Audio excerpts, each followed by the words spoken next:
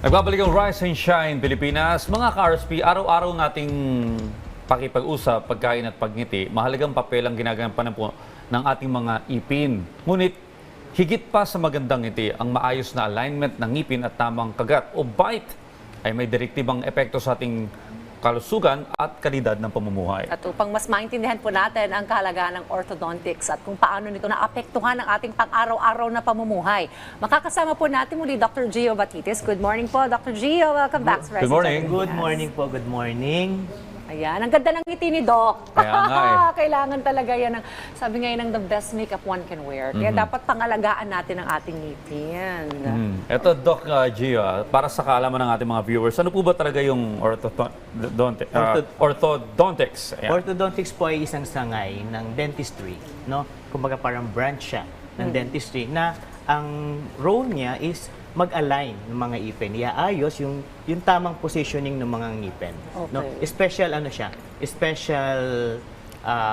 Specialty siya sa larangan ng dentistry. So hindi lang sa itsura, yung overall health ng ipin? Yes po, opo. Oo. So, bakit ba pag pangit yung bite or mali yung bite, ano yung po pwedeng mangyari? Kung mali yung bite, sabihin natin na ang bite is crowding, yung patong-patong yung ngipin. No? Medyo mahihirapan tayong linisin. Okay. No? Mahirapan tayong linisin. Tapos yung pag-bite niya, hindi tama. Kunwari, may mas mataas doon sa isang side. Kung kumakain, so siya yung parating tumatama. Mas bugbog siya compared doon sa ibang ngipin. Okay. No? Dapat Or balanse. Yes, minsan naman open bite, no? Nakanganga na, hindi pa siya nakanganga pero nakanganga na yung mga ngipin, no? Pagkagat niya ng burger, naiiwan yung patty.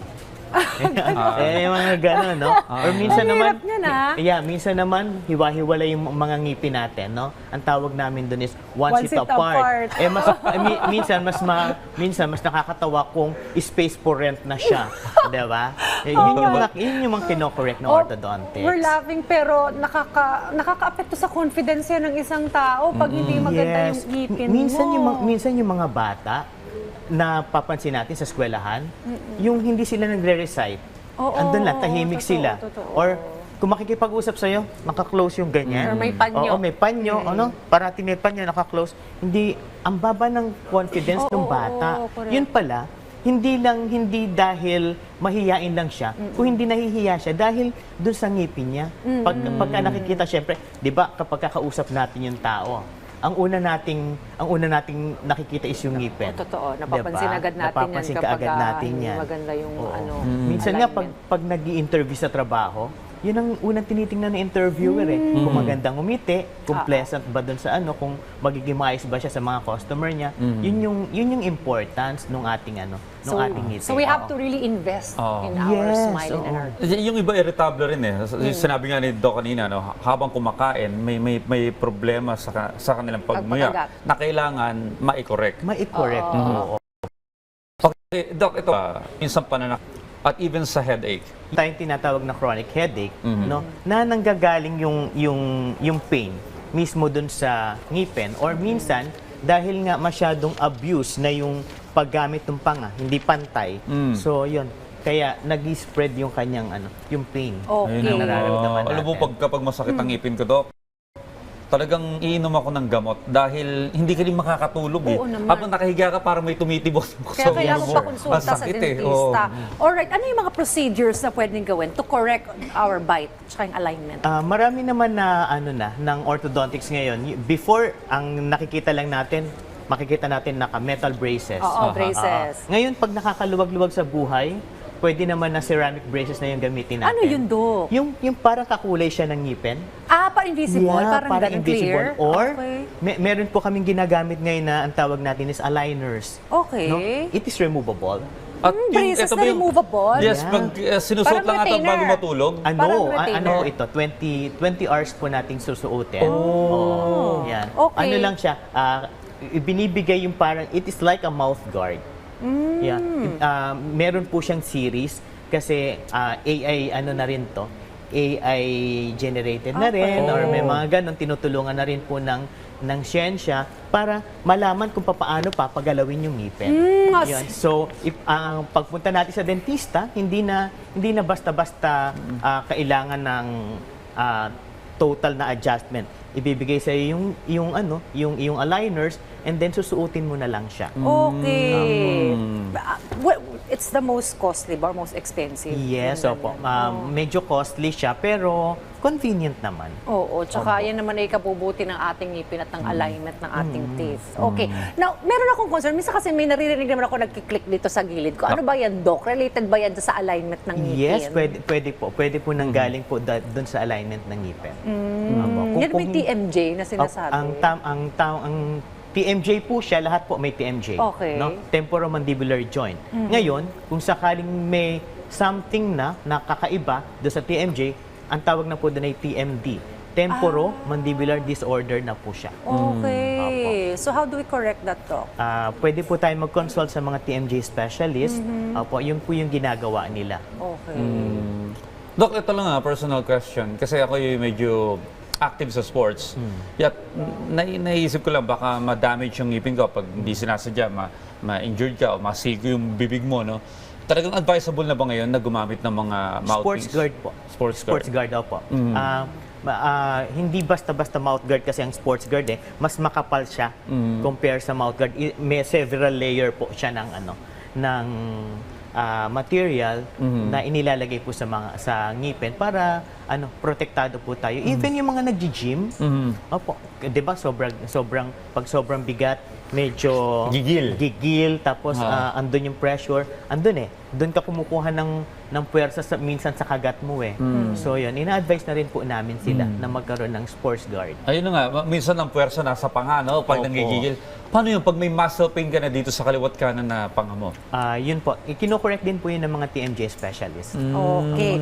Well, let's talk about braces. Kasi yung iba iniisip, pang fashion lang, aesthetic, ano bang misconception dito? At saka minsan yung iba sa online, may mga ganyan pa rin ba, Doc? Yung pag-ayos ng ngipin, yung pagkakaroon natin ang tawag namin is Hollywood smile, isa plus na lang.